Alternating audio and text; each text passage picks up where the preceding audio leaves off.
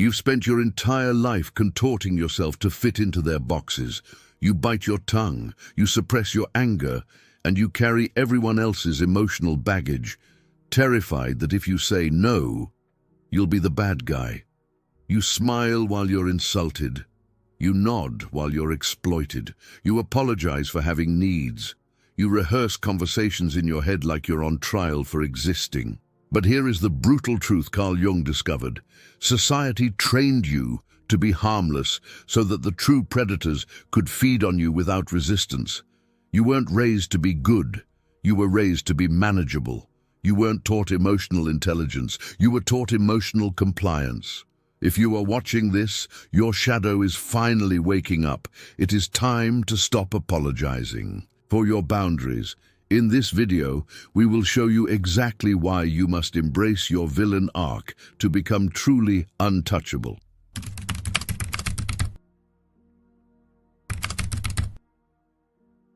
That line isn't poetry. It's a warning. You want freedom, but you want it without darkness. You want respect, but you want it without conflict. You want power, but you want it without anyone thinking you're selfish. And that contradiction is exactly how you stay enslaved, because your desire to be liked is the exact mechanism keeping you enslaved. You've been living inside a moral hostage situation. Be agreeable, be patient, be forgiving, be understanding, or be punished with labels: selfish, toxic, cold, difficult, harsh. Not who you used to be. And here is the forbidden question you've been afraid to ask. Because it would change everything.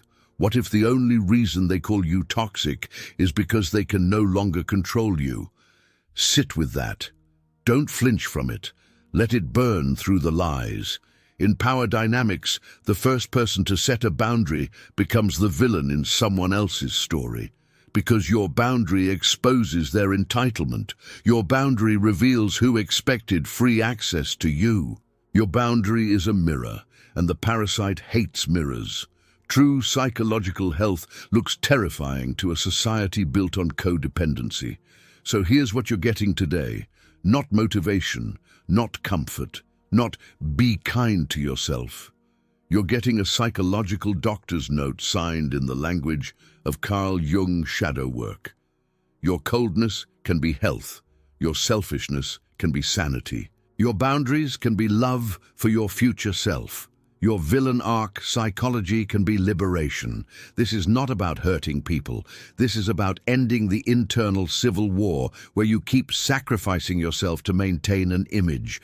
This is about manipulation defense. This is about emotional control. This is about dark psychology, finally used in your favor. By the end, you will understand why your good persona was never innocence. It was fear. You will know how to stop people-pleasing without drowning in guilt. You will learn the exact integration sequence that turns you from an anxious approval addict into a sovereign who wears the label villain like armor. If these ideas resonate with you, hit that subscribe button for more top-tier content. Also, drop a "Be the Villain" in the comments so I know you're ready. Let's dive in. You think you're choosing kindness, but you're often choosing safety. You think you're being mature, but you're often being predictable. You think you're being the bigger person, but you're often being the smaller soul's resource. And the reason this hurts you so much is because you are not weak. You are perceptive. You are intelligent. You see patterns. You see motives. You sense tension in rooms before anyone speaks. You can read microshifts in tone, in timing, in body language. You can feel when someone's nice is a strategy. So why do you still fold? Because your identity got fused to moral validation. You learned that being good means being agreeable. You learned that being loving means being available. You learned that being mature means being quiet. You learned that being safe means being soft. And Jung would call this your persona, the mask you wear to survive your environment, the socially acceptable version of you, the version of you that gets rewarded. But you pay for that reward with your life force, You pay for it when you say yes while your stomach tightens. You pay for it when you smile while your jaw clenches. You pay for it when you over-explain because you're terrified of being misunderstood. You pay for it when you apologize just to end the tension. You pay for it when you forgive to avoid abandonment. You pay for it when you accept disrespect because you don't want to look dramatic. You call it peace, but it's a ceasefire where only you disarm, and the world notices, not consciously, instinctively. Humans are animals with language. People can smell who has standards and who has hunger for approval. People can feel who will enforce and who will negotiate. People can sense who will walk away and who will keep pleading. So the predators test you. They test you with small invasions, a joke at your expense, a forgetful boundary crossing, a request that isn't a request, a last-minute demand, a favor that becomes an expectation, a guilt-laced compliment, a backhanded apology, a subtle dismissal. And you adapt. You adjust your tone. You soften your stance. You make yourself easier. You make yourself smaller. You make yourself simpler. You make yourself safe to be around. But tell me this, safe for who? Safe for the person who wants your labor. Safe for the person who wants your attention. Safe for the person who wants your loyalty without earning it. Safe for the person who wants to siphon your empathy. When you finally set a boundary, the parasite will always scream that you are being abusive. That scream is not evidence you're wrong. That scream is evidence you're removing their supply. And here's the first truth you need to install in your nervous system. Your goodness is not goodness if it's driven by fear. It's a bribe. It's a negotiation. It's you paying for acceptance. You don't need to become cruel. You need to become free. But Jung discovered a terrifying consequence for those who repress this darkness for too long. And if you've been good for decades, you're already feeling it. You don't fear being selfish. You fear being punished for being selfish. You fear the withdrawal of love. You fear the smear campaign. You fear the cold shoulder. You fear the disappointment. You fear being labeled. You fear the group turning. You fear being alone with your choice. So you call it guilt. But often it's conditioning. Guilt is a biological trick. It does not mean you are wrong. It means you are changing. Read that again, but this time, apply it to your real life. Apply it to the moment you said I can't. Apply it to the moment you didn't answer immediately. Apply it to the moment you stopped explaining. You felt guilt because your brain predicted danger. If you don't comply, you may lose connection. Your body doesn't care about truth. Your body cares about belonging. That's why manipulators don't argue facts first. They target your belonging. They don't say, you're incorrect. They say, you've changed. They don't say, I disagree. They say, you're selfish. They don't say, I want something. They say, after all I've done for you. This is dark psychology used against you. They hijack your identity, then they sell you the antidote, which is compliance. And you keep drinking it because you want to be seen as good. Your desire to be liked is the exact mechanism keeping you enslaved. Now let's get precise. There are two kinds of guilt. There's guilt because you violated your values, and there's guilt because you violated someone else's expectations. One is conscience, one is control. And if you confuse the second one for morality, you will live your entire life as an unpaid employee in other people's emotional economy. So you need a new skill, guilt interrogation. When guilt hits you, you don't collapse into it. You question it like a hostile witness. You ask, what exactly did I do? Who benefits if I feel ashamed right now? Did I harm someone? Or did I disappoint someone? Did I betray my values?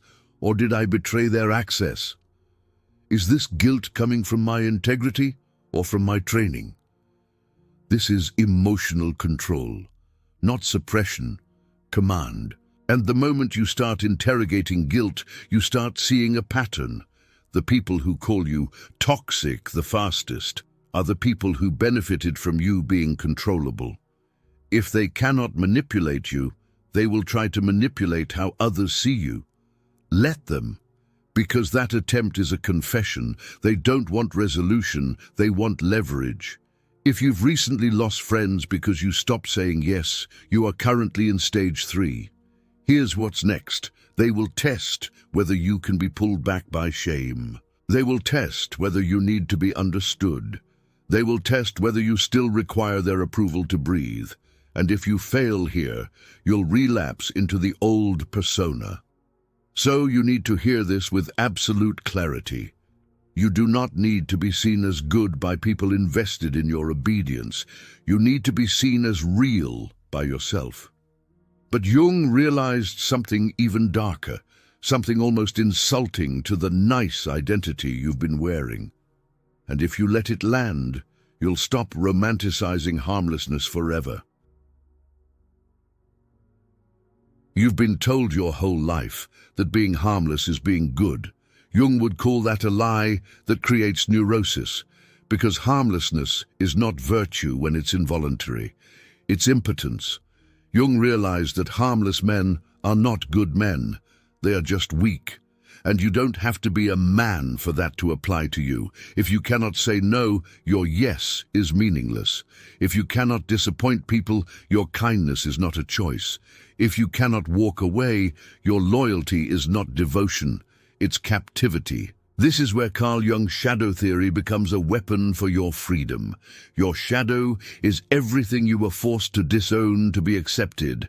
Your anger, your selfishness, your competitiveness, your suspicion, your intensity, your desire to dominate your own life, your willingness to say, no, not anymore.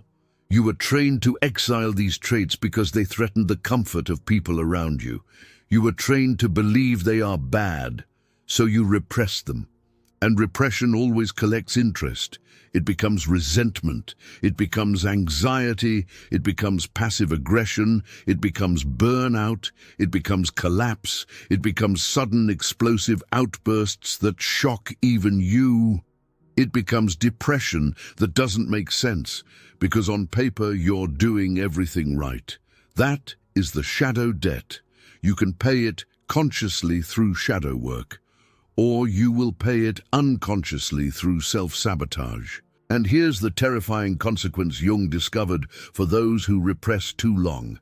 The shadow doesn't disappear. It becomes fate. It takes over at the worst times, in the worst ways, because you refuse to integrate it. So no, this is not about becoming evil. This is about becoming whole. Shadow work is you reclaiming your capacity for ruthless self-protection without losing your humanity.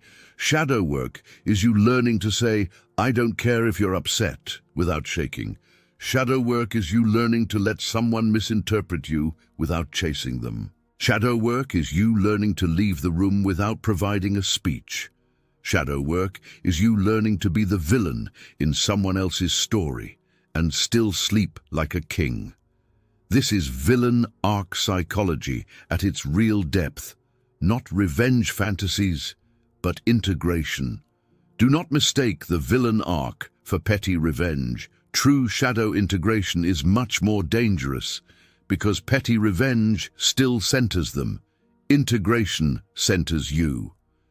Petty revenge says, look what you did to me.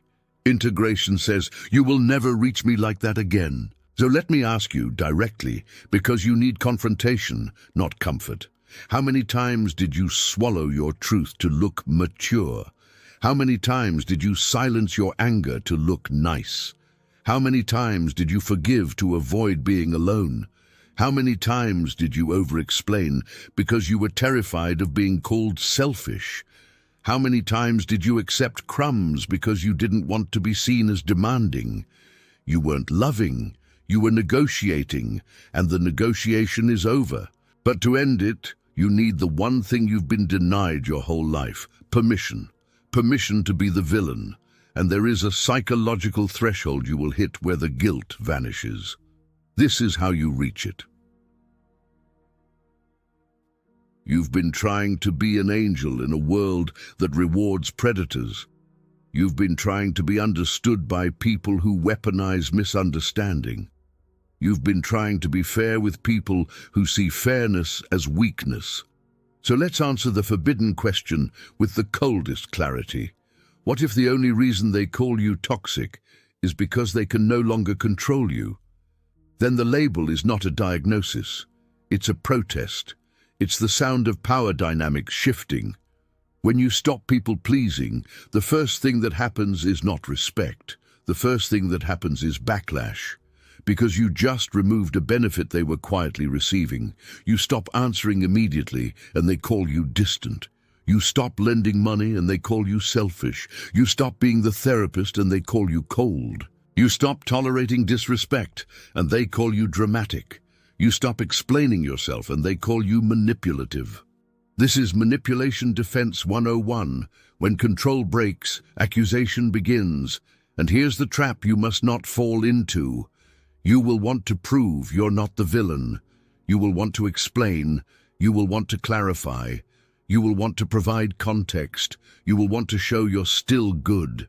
That impulse is your chain, because the moment you start defending your goodness, you accept their frame, that your boundary is a moral crime. It's not. Your boundary is reality. Your boundary is you finally choosing survival over performance. True psychological health looks terrifying to a society built on codependency. So you do something that feels like heresy the first time you do it. You let them believe whatever protects your freedom. You let them call you selfish. You let them call you toxic. You let them call you cold. You let them call you the villain, and you don't correct them because correction is still seeking approval. You were trying to be a good person. Now you become a sovereign person, and sovereignty requires emotional control, the ability to withstand disapproval without collapse. Here's the psychological threshold where guilt vanishes. You stop measuring yourself by their comfort. You stop treating their disappointment like evidence. You stop treating their anger like authority. You stop treating their labels like truth. You treat their reaction as data. You observe it. You catalog it, you learn from it, and you keep moving, because your inner world is not a democracy, it's a command center. Now here's the retention hook you need, because the next part is where most people fail. You are probably making this crucial mistake when people try to gaslight you. Stop immediately, because one wrong sentence will pull you back into the old persona. When someone gaslights you, your first instinct is to explain your reality. You say, "That's not what happened." You say, "You're misunderstanding me." You say, "Let me clarify." You say, "Here's what I meant." You say, "Please listen." And they love that, because your explanations give them something to twist. Your explanations give them a debate. Your explanations give them time. Your explanations give them engagement. Your explanations give them the center of the stage. So here is your counterstrike. Not aggressive, not dramatic, just final. You stop arguing about your reality. You state it once. You enforce it. You exit. You don't negotiate facts with someone committed to confusion. You don't defend your boundary to someone who benefits from you not having one. This is emotional control in real time. You refuse the loop.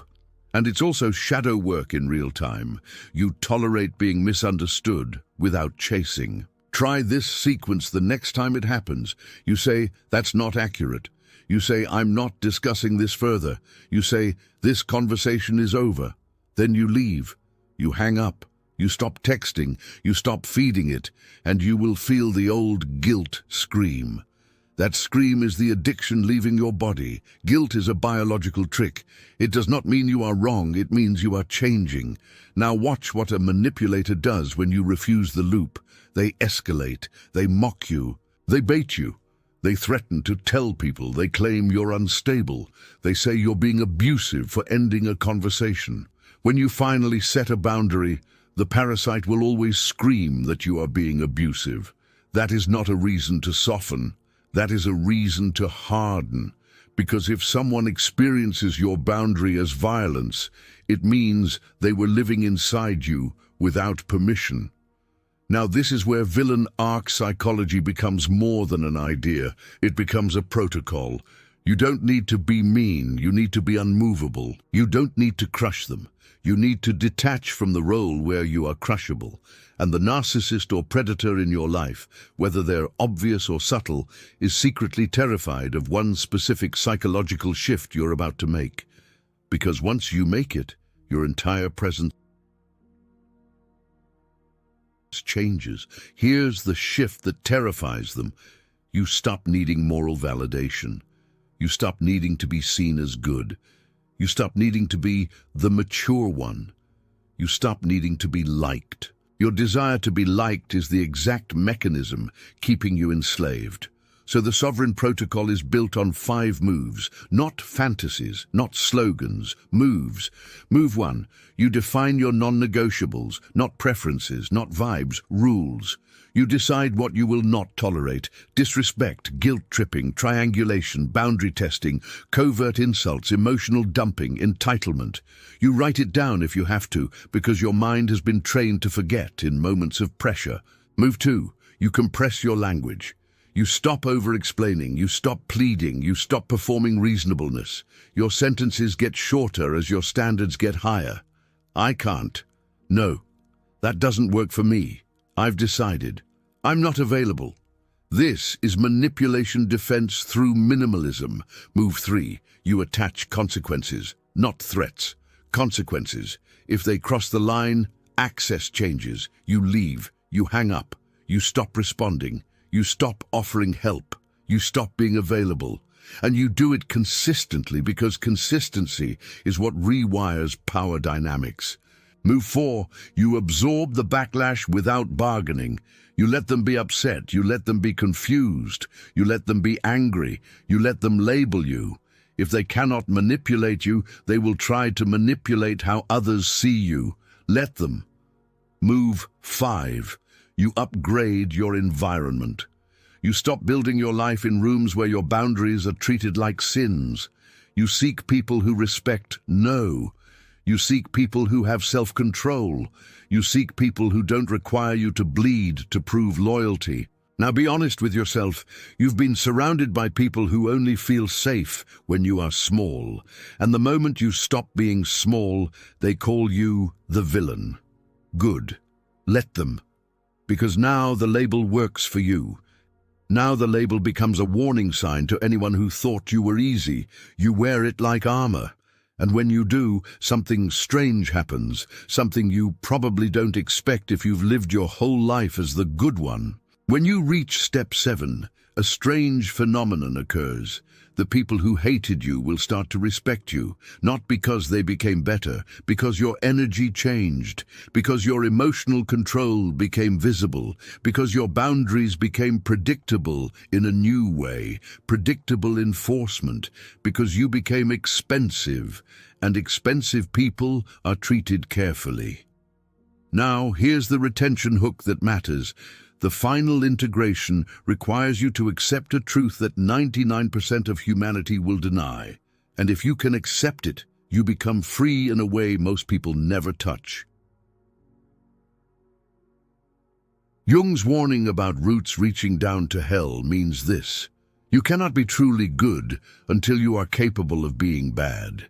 You cannot be truly kind until you are capable of being cruel, but you choose not to. You cannot be truly peaceful until you are capable of war, but you control it. Otherwise, your goodness is just fear wearing a halo. This is Carl Jung's shadow integration at its darkest and cleanest. You stop pretending you're not capable of intensity. You stop pretending you're not capable of selfishness. You stop pretending you're not capable of cold decisions. You accept that you can be dangerous, and you place that danger under your command.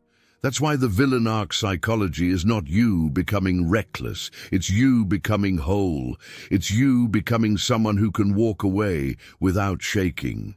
It's you becoming someone who can disappoint without apologizing.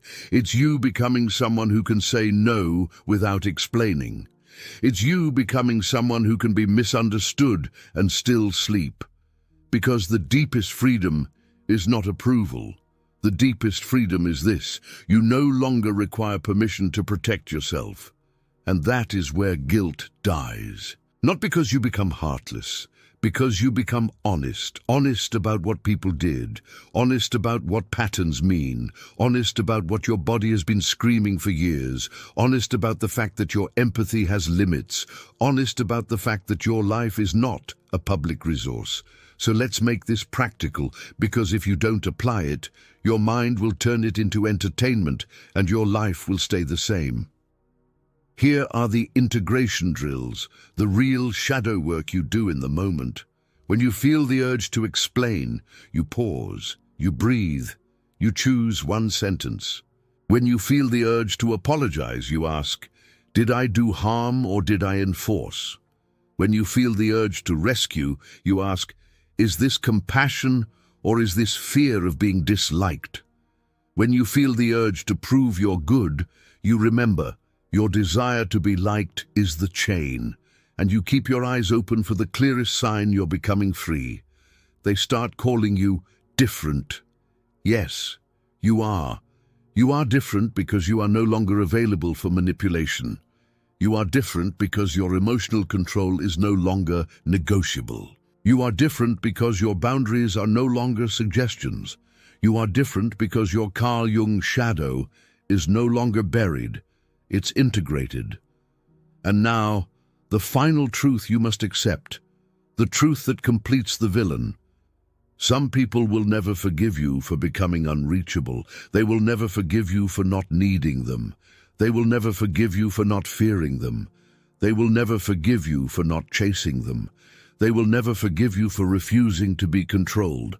And that's fine. Freedom doesn't ask to be understood. Freedom enforces. You came here as an anxious people-pleaser, terrified of being called selfish.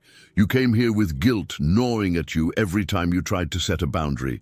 You came here haunted by the possibility that you might be the problem. Now you see it. You see the game, you see the conditioning, you see the codependency, you see the power dynamics, and you stop confusing control with love. You stop confusing guilt with morality. You stop confusing your persona with your soul. You stop trying to be the angel. You become the force. Stop trying to be an angel. Be a force of nature. If you're ready to stop negotiating your existence, comment "Be the villain" and subscribe, because this is not a place for fragile comfort. This is an alliance for people who are done being farmed for empathy. This is where you learn dark psychology without becoming sloppy, where you learn manipulation defense without becoming paranoid, where you do shadow work without turning it into a performance, where you master emotional control until your presence alone shifts power dynamics. If you're ready to live as an integrated sovereign, you belong here.